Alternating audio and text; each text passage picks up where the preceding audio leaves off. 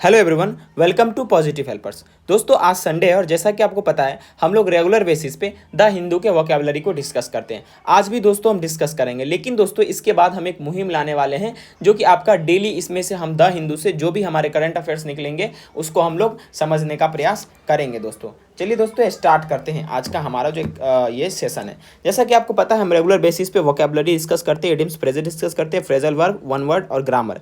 दोस्तों अगर आप प्रीवियस लेक्चर देखना चाहते हैं तो आप प्लीज़ कमेंट बॉक्स में कमेंट जरूर कर दीजिएगा या डिस्क्रिप्शन बॉक्स से आप उस लेक्चर को देख सकते हैं। तो चलिए दोस्तों शुरुआत करते हैं। दोस्तों आज का जो अखबार हमने देखा उसमें मुझे फ्रेजल वर्ब मिले अच्छे अच्छे। दोस्तों उस फ्रेजल वर्ब में सबसे बेहतरीन जो फ्रेजल वर्ब है वो दोस्तों आपका कैरी है, क्योंकि कैरी और कट ये ऐसे फ्रेजल वर्ब्स हैं जो कि कई बार इस्तेमाल होते हैं। जैसे कि अगर अभी हाल फिलहाल में भारत ने पाकिस्तान पे अटैक किया और आप ये जानते हैं कि हमारे जो CDS हैं, ठीक है, उन्होंने ये बताया कि भारत का भी लॉस हुआ है, भारत भी इसमें अपना एयरक्राफ्ट को गंवाया है। इसी तरह से दोस्तों इसमें एक फ्रेजल वर्ब यूज किया, दैट इज कैरीड। देखिए जैसे यहाँ देखेंगे number two hit air bases deep inside Pakistan penetrated all their defences with impunity carried out precision strike. यहाँ पर कैरिड आउट है और प्रिसीशन माने जो महत्वपूर्ण स्ट्राइक्स है उसको कैरी आउट किया गया।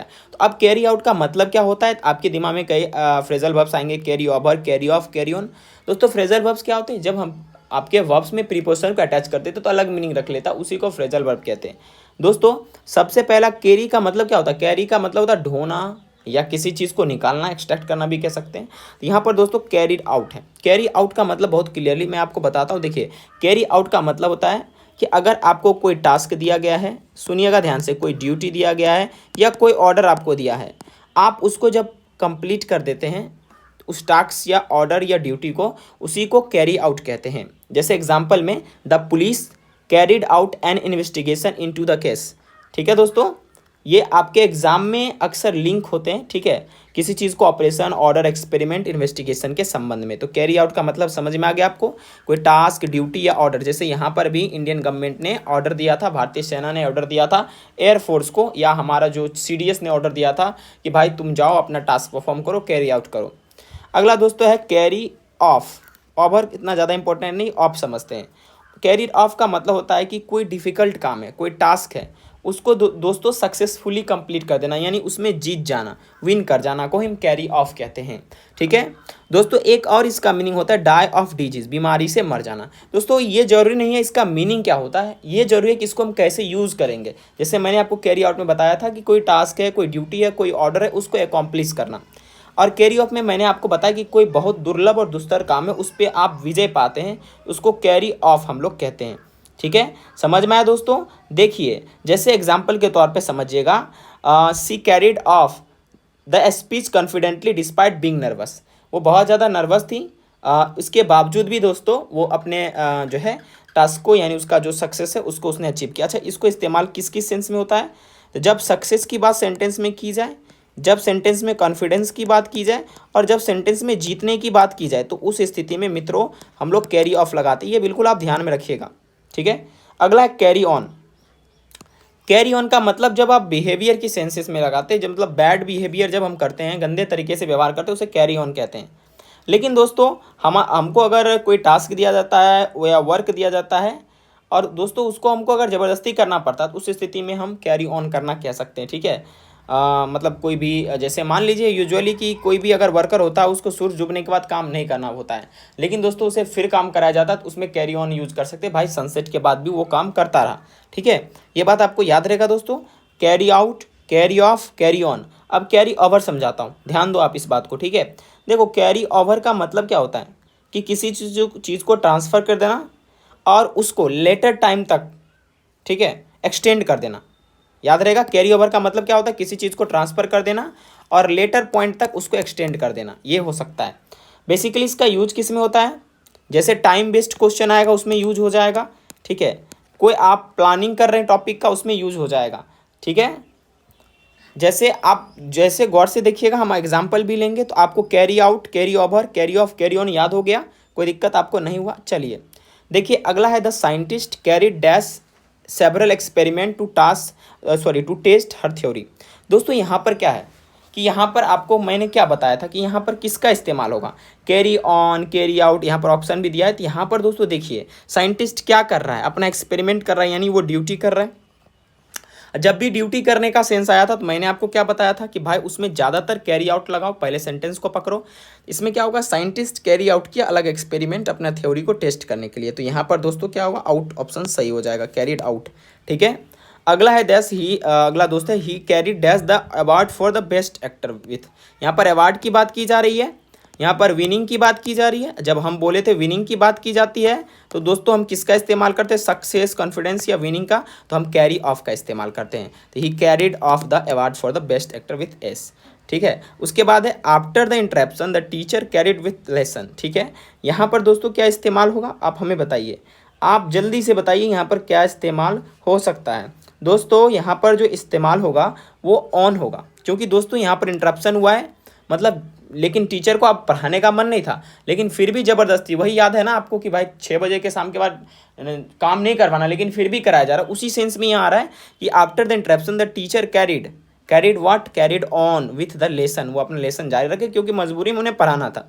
सी carried dash the speech confidently despite being nervous. तो यहाँ पर दोस्तों वो अपना क्या कि यहाँ पर कुछ एकम्प्लिस की बात की जा रही है, सक्सेस की बात की जा रही है कि वो नर्वस होने के बावजूद भी अपना एक्सपेरिमेंट को उसने क्या किया, जारी रखा। ठीक है, तो ये आपका याद रहेगा दोस्तों, आपको बिल्कुल हमें आशा है। तो इसमें क्या भराएगा दोस्तों, इसमें जब हम भरेंगे तो वो भरेंगे कैरिड ऑफ, क्या भरेंगे दोस्तों, कैरी ऑफ, याद रहेगा।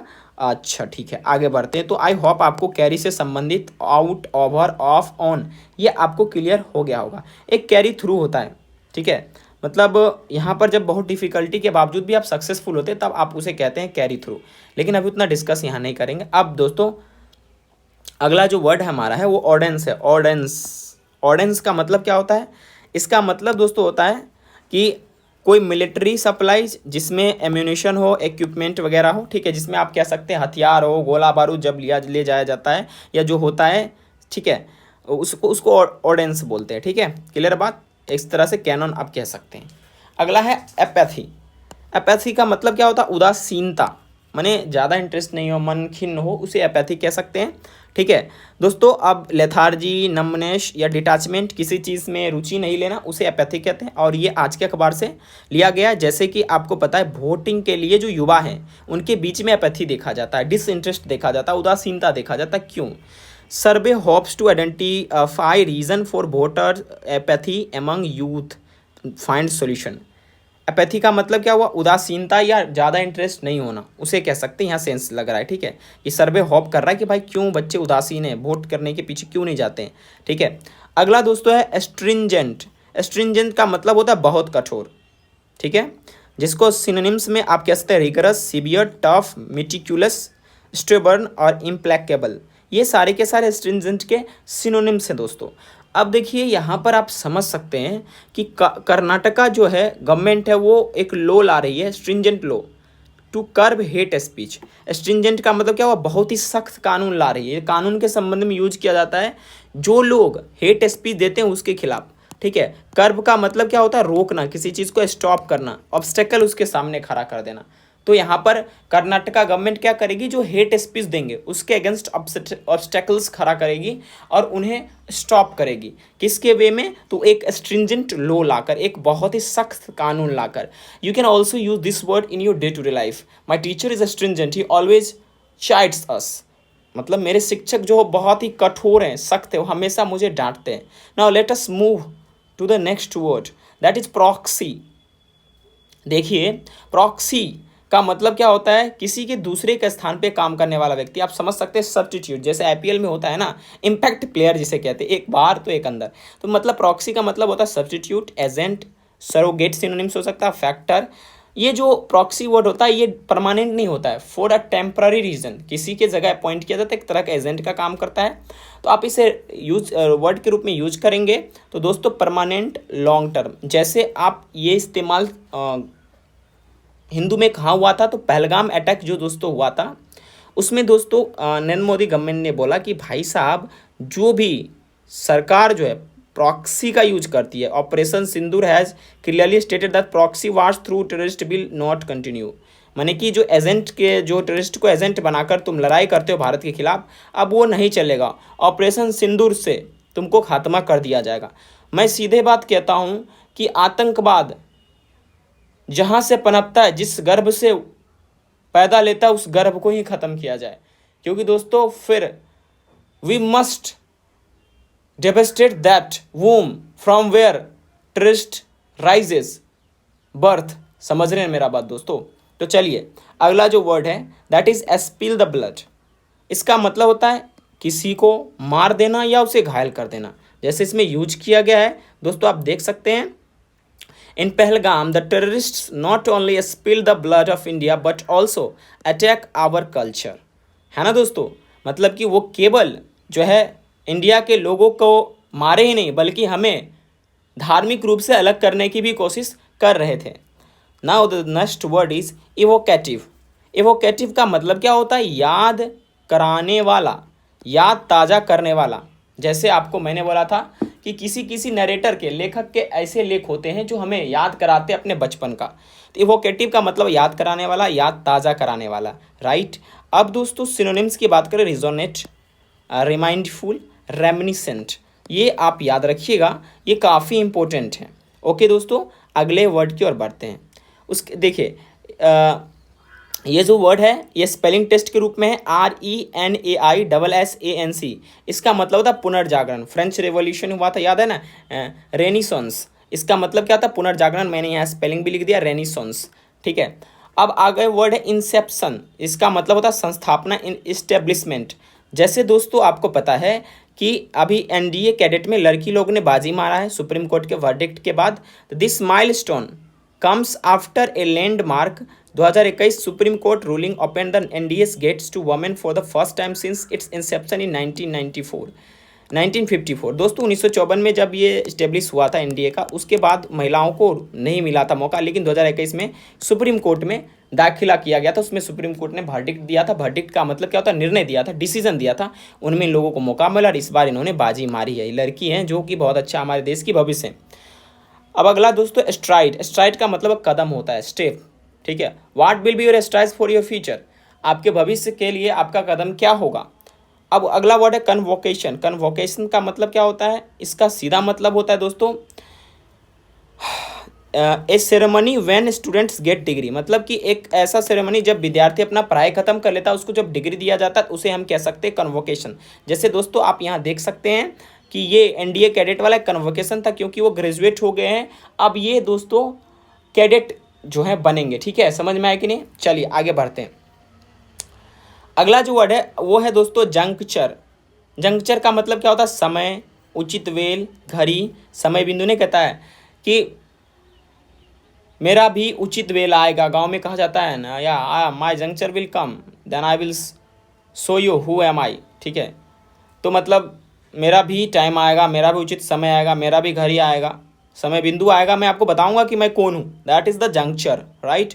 The next word is accrue. ये अकरू वो नहीं है ऐठल, नहीं। अकरू का मतलब होता है जमा होना, कोई चीज़ MS हो जाना या इंक्रीज होना या प्राप्त होना। गेन, कलेक्ट, एक्यूमुलेट, इनलार्ज, ये अकरू का सिनोनिम्स हो सकता है ना। तो नेक्स्ट वर्ड इज मेडल। इसका मतलब होता है हस्तक्षेप करना, हस्तक्षेप करना। हस्तक्षेप का मतलब क्या? किसी के बीच में टांग अड़ा देना, ठीक है। सिनोनिम्स इंटरफेयर करना, इंट्रूड करना, उसके बाद इंटरवीन करना, मेस करना, ठीक है। कुछ वर्ड हम एक्स्ट्रा में डिस्कस करते हैं, जैसे स्टारवेशन का मतलब होता है भूखमरी से मरना। जैसे अभी गाजा में ये चल रहा है स्टारवेशन। ट्रूस का मतलब युद्ध विराम, शांति, युद्ध शांति। मेडिएशन का माने बातचीत। जैसे डोनाल्ड ट्रंप टर्टर करते रहते हैं कि हमने मेडिएशन करवाया भारत और पाकिस्तान के बीच में, घंटा मेडिएशन करवाया, ठीक है। चलिए एक वर्ड देखते हैं। He criticised his mother for meddling in his private life. उसने अपनी माँ को क्या किया? क्रिटिसाइज किया, उनकी निंदा की है, क्योंकि वो उसके निजी जीवन में क्या कर रहे थे? हस्तक्षेप कर रहे थे। ये बेटा बहुत ही बेकार होगा। जिस माँ ने हमें पैदा किया और मेरा निजी जीवन ना जाने तो फिर हम किस काम के, right. The next word is provost. इसका मतलब एक ऐसा व्यक्ति जो कि कोई पार्टिकुलर कॉलेज है या ऑर्गेनाइजेशन के देखरेख में होता है, वो इंपॉर्टेंट व्यक्ति होता है। ये ज़्यादा महत्वपूर्ण नहीं है, लेट्स क्रॉस इट। अनबिनॉन, अनबिनन। अनबिनॉन का मतलब क्या होता है? अनबिनॉन का मतलब होता है विदाउट द नॉलेज। नामी अनबिनो, नॉन माने जाना हुआ, अन माने नॉट, मतलब बिना ज्ञान के कह सकते हैं, अज्ञात। ठीक है, अब है अगला प्लेपेबल। प्लेपेबल का मतलब क्या होता है? प्लेपेबल का मतलब क्या होता है? इसका मतलब होता है स्पष्ट, प्रत्यक्ष, विजिबल, नोटिसेबल, टेंजिबल, मटेरियल, परसिप्टेबल। ठीक है, तो दोस्तों इसको बहुत लोग पल्पेबल भी पढ़ते हैं। ठीक है, तो आप पल्पेबल पढ़िएगा और ये आई होप क्लियर आपको होगा। जो चीज़ आपके विजिबल में, जो दृश्य में, उसे कह सकते हैं। दोस्तों अगला है काउंटरफेट। इसका मतलब होता है नकली, that is fake. Fake, forge, copy, pirate. कुछ वर्ड देखते हैं। डिफाइंट। डिफाइंट का मतलब क्या होता है कि जो क्लियरली अवज्ञा करे, बात ना माने। ठीक है, अगला है लीग। लीग आपका क्या होगा स्पेलिंग टेस्ट में? LEAGUE। ठीक है, अगला वर्ड है वन वर्ड सब्स्टिट्यूशन में देखते हैं सिनेगॉग। सिनेगॉग का मतलब एक ऐसा बिल्डिंग होता है जहाँ पर ज्यूसस पीपल, यहूदी लोग जो है जाते, प्रार्थना करते हैं और अपने धर्म के बारे में पढ़ते हैं। जैसे हम लोग जाते हैं ना अपने धर्म के बारे में मंदिर में पढ़ने के लिए और जगह पे जाने पढ़ने के लिए। अगला है स्टॉक पाइल। स्टॉक पाइल जो है इसका मतलब होता है large supply of something that is kept to be used in future if necessary. जैसे अभी फिलहाल ईरान जो है यूरेनियम का क्या कर रहा है? स्टॉक पाइल कर रहा है। क्यों पता नहीं, उसको भविष्य में क्या जरूरत है, क्योंकि यूरेनियम बहुत इंपॉर्टेंट चीज़ है दोस्तों, बम वगैरह बनाने में यूज होता है। ठीक है, अगला स्पेलिंग टेस्ट चर्चा करते हैं। रेस्टोरेंट, रेस्ट और एंट, याद रखिएगा, रेस्ट और एंट। रेस्ट करो एंट से, चीटी से रेस्ट करवाओ। Restaurant, RESTAURANT। आई होप आपको ये वर्ड सारे क्लियर होंगे। ये वन वर्ड सब्स्टिट्यूशन इंपॉर्टेंट है। सिनेगॉग, स्टॉक पाइल, एग्जाम में पूछ सकते हैं अगर न्यू टाइप के पेपर बने तो। ठीक है, कुछ ग्रामर के डोज मैंने आपसे प्रॉमिस किया था कि हम कुछ ग्रामर के डोज दोस्तों करेंगे, right? So we will do it और आपको समझाएंगे भी। The 4-day operation was heaviest such military conflict among the 2 countries in decade. आप बताइए इस सेंटेंस में कहाँ एरर है? बिल्कुल दो जगह पर एरर है। सबसे पहले तो हेवीएस्ट।